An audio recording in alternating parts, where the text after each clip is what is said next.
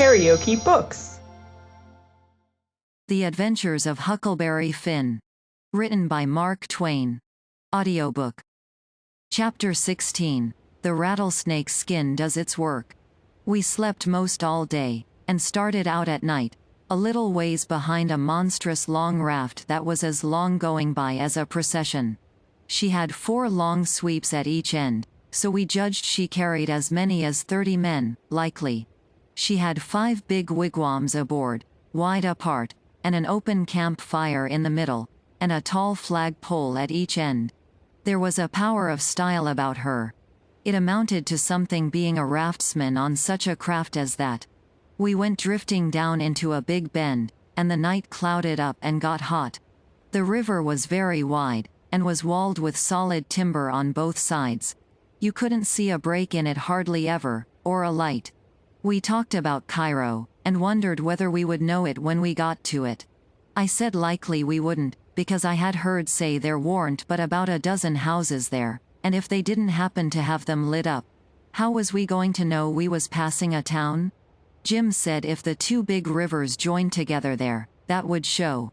But I said maybe we might think we was passing the foot of an island and coming into the same old river again. That disturbed Jim, and me too. So the question was, what to do? I said, paddle ashore the first time a light showed, and tell them Pap was behind, coming along with a trading scow, and was a green hand at the business, and wanted to know how far it was to Cairo. Jim thought it was a good idea, so we took a smoke on it and waited. There warn't nothing to do now but to look out sharp for the town, and not pass it without seeing it. He said he'd be mighty sure to see it, because he'd be a free man the minute he seen it, but if he missed it he'd be in a slave country again and no more show for freedom. Every little while he jumps up and says, "Dah she is?" But it warn't. It was jack-o'-lanterns, or lightning bugs, so he sat down again, and went to watching, same as before. Jim said it made him all over trembly and feverish to be so close to freedom. Well, I can tell you it made me all over trembly and feverish, too, to hear him, because I begun to get it through my head that he was most free, and who was to blame for it? Why, me. I couldn't get that out of my conscience, no how nor no way. It got to troubling me so I couldn't rest. I couldn't stay still in one place. It hadn't ever come home to me before, what this thing was that I was doing. But now it did, and it stayed with me, and scorched me more and more. I tried to make out to myself that I warn't to blame, because I didn't run Jim off from his rightful owner. But it warn't no use. Conscience up and says, every time, but you knowed he was running for his freedom, and you could a paddled ashore and told somebody. That was so, I couldn't get around that no way. That was where it pinched. Conscience says to me, what had poor Miss Watson done to you that you could see her nigger go off right under your eyes and never say one single word? What did that poor old woman do to you that you could treat her so mean? Why, she tried to learn you your book, she tried to learn you your manners, she tried to be good to you every way she knowed how. That's what she done. I got to feeling so mean and so miserable I most wished I was dead. I fidgeted up and down the raft, abusing myself to myself, and Jim was fidgeting up and down past me. We neither of us could keep still. Every time he danced around and says, "Daw's Cairo," it went through me like a shot, and I thought if it was Cairo I reckoned I would die of miserableness. Jim talked out loud all the time while I was talking to myself. He was saying how the first thing he would do when he got to a free state he would go to saving up money and never spend a single cent, and when he got enough he would buy his wife, which was owned on a farm close to where Miss Watson lived, and then they would both work to buy the 2 children, and if their master wouldn't sell them, they'd get an abolitionist to go and steal them. It most froze me to hear such talk. He wouldn't ever dare to talk such talk in his life before. Just see what a difference it made in him the minute he judged he was about free. It was according to the old saying, give a nigger an inch and he'll take an ell. Thinks I, this is what comes of my not thinking.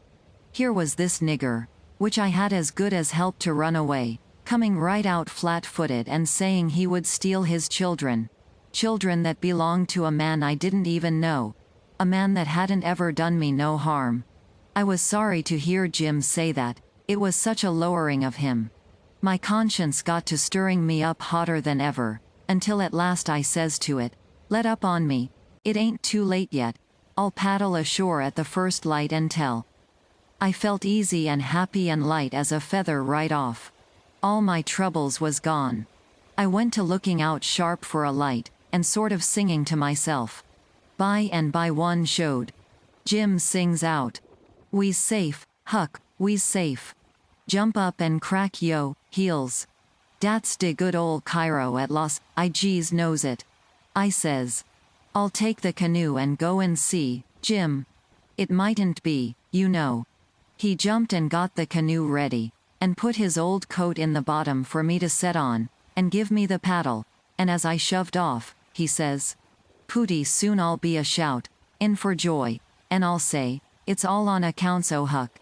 I's a free man, and I couldn't ever been free ef it hadn't been for Huck. Huck done it. Jim won't ever forget you, Huck.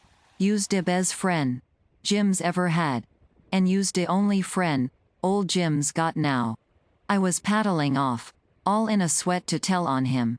But when he says this, it seemed to kind of take the tuck all out of me. I went along slow then, and I warn't right down certain whether I was glad I started or whether I warn't. When I was 50 yards off, Jim says, Da you goes, de old true Huck. De any white gentleman dat ever kep, his promise to old Jim.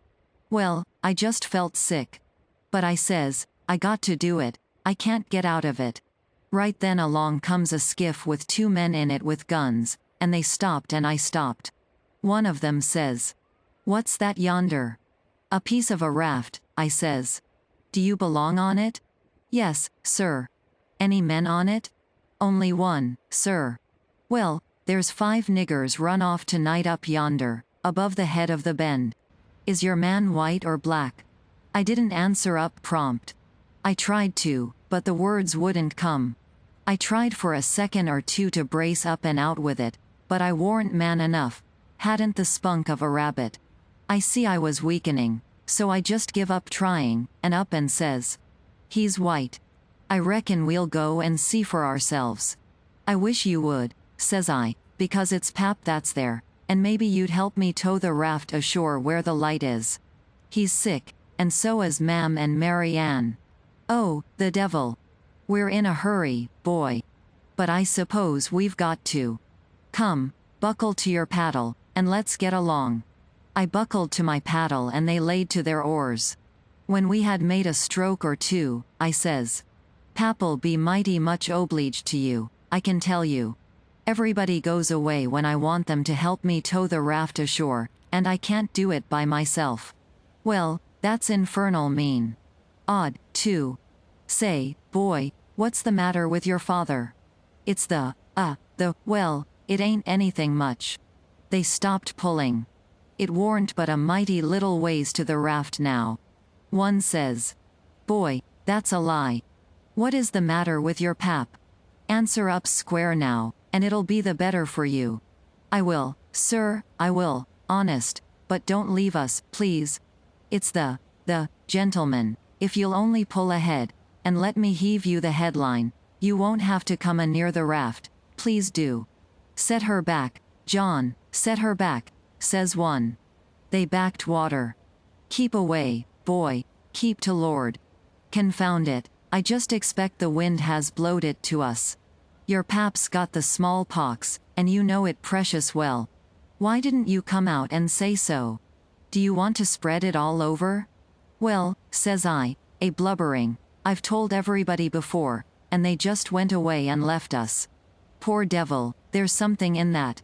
We are right down sorry for you, but well, hang it, we don't want the smallpox, you see. Look here, I'll tell you what to do. Don't you try to land by yourself, or you'll smash everything to pieces. You float along down about 20 miles, and you'll come to a town on the left-hand side of the river. It will be long after sun up then, and when you ask for help you tell them your folks are all down with chills and fever. Don't be a fool again, and let people guess what is the matter. Now we're trying to do you a kindness, so you just put 20 miles between us, that's a good boy. It wouldn't do any good to land yonder where the light is, it's only a wood yard. Say, I reckon your father's poor, and I'm bound to say he's in pretty hard luck. Here, I'll put a $20 gold piece on this board, and you get it when it floats by. I feel mighty mean to leave you, but my kingdom. It won't do to fool with smallpox, don't you see? Hold on, Parker, says the other man. Here's a 20 to put on the board for me. Goodbye, boy, you do as Mr. Parker told you, and you'll be all right. That's so, my boy. Goodbye, goodbye. If you see any runaway niggers, you get help and nab them, and you can make some money by it. Goodbye, sir, says I. I won't let no runaway niggers get by me if I can help it. They went off and I got aboard the raft, feeling bad and low, because I knowed very well I had done wrong, and I see it warn't no use for me to try to learn to do right.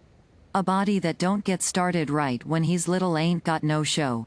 When the pinch comes there ain't nothing to back him up and keep him to his work, and so he gets beat. Then I thought a minute, and says to myself, hold on. Suppose you'd a done right and give Jim up, would you felt better than what you do now? No, says I, I'd feel bad. I'd feel just the same way I do now. Well, then, says I, what's the use you learning to do right when it's troublesome to do right and ain't no trouble to do wrong, and the wages is just the same? I was stuck. I couldn't answer that. So I reckoned I wouldn't bother no more about it, but after this always do whichever come handiest at the time. I went into the wigwam. Jim warn't there. I looked all around. He warn't anywhere. I says, Jim. Here I is, Huck. Is day out o' sight yit? Don't talk loud. He was in the river under the stern oar, with just his nose out. I told him they were out of sight, so he come aboard. He says, I was a-listenin' to all de talk, and I slips into de river and was gwine to shove for show, if dey come aboard. Den I was gwine to swim to de raft, agin when dey was gone. But lawsy, how you did fool 'im, Huck. Dat was de smarties dodge. I tell you, Chilly, I spec it's save, old Jim. Old Jim ain't going to forget you for dat, honey. Then we talked about the money. It was a pretty good raise, $20 apiece.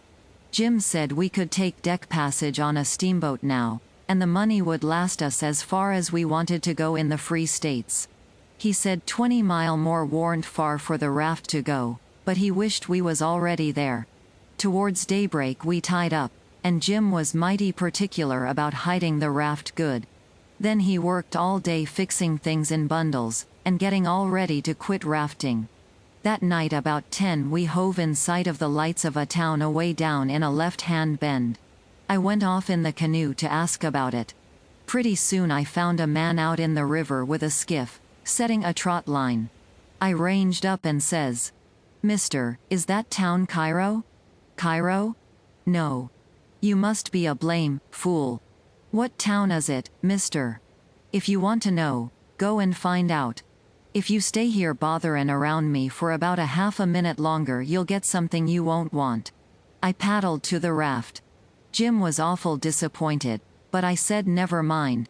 Cairo would be the next place, I reckoned.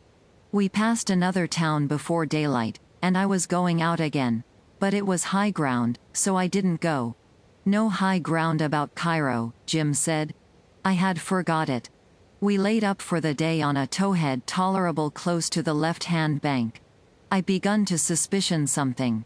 So did Jim. I says, maybe we went by Cairo in the fog that night. He says, don't, please talk about it, Huck. Po, niggers can't have no luck. IAW lose. Spected dat rattlesnake skin warn't done wid its work. I wish I'd never seen that snake skin, Jim. I do wish I'd never laid eyes on it. It ain't yo fault, Huck. You didn't know. Don't you blame yourself 'bout it. When it was daylight, here was the clear Ohio water inshore, sure enough, and outside was the old regular muddy. So it was all up with Cairo. We talked it all over. It wouldn't do to take to the shore. We couldn't take the raft up the stream, of course. There warn't no way but to wait for dark, and start back in the canoe and take the chances. So we slept all day amongst the cottonwood thicket, so as to be fresh for the work, and when we went back to the raft about dark the canoe was gone. We didn't say a word for a good while. There warn't anything to say. We both knowed well enough it was some more work of the rattlesnake's skin, so what was the use to talk about it? It would only look like we was finding fault, and that would be bound to fetch more bad luck, and keep on fetching it, too, till we knowed enough to keep still. By and by we talked about what we better do, and found there warn't no way but just to go along down with the raft till we got a chance to buy a canoe to go back in. We warn't going to borrow it when there warn't anybody around, the way Pap would do, for that might set people after us. So we shoved out after dark on the raft. Anybody that don't believe yet that it's foolishness to handle a snakeskin, after all that snakeskin done for us, will believe it now if they read on and see what more it done for us. The place to buy canoes is off of rafts laying up at shore. But we didn't see no rafts laying up, so we went along during 3 hours and more. Well, the night got grey and ruther thick, which is the next meanest thing to fog. You can't tell the shape of the river, and you can't see no distance. It got to be very late and still, and then along comes a steamboat up the river. We lit the lantern, and judged she would see it. Upstream boats didn't generally come close to us. They go out and follow the bars and hunt for easy water under the reefs. But nights like this they bull right up the channel against the whole river. We could hear her pounding along, but we didn't see her good till she was close. She aimed right for us. Often they do that and try to see how close they can come without touching. Sometimes the wheel bites off a sweep, and then the pilot sticks his head out and laughs, and thinks he's mighty smart. Well, here she comes, and we said she was going to try and shave us, but she didn't seem to be shearing off a bit. She was a big one, and she was coming in a hurry, too, looking like a black cloud with rows of glowworms around it.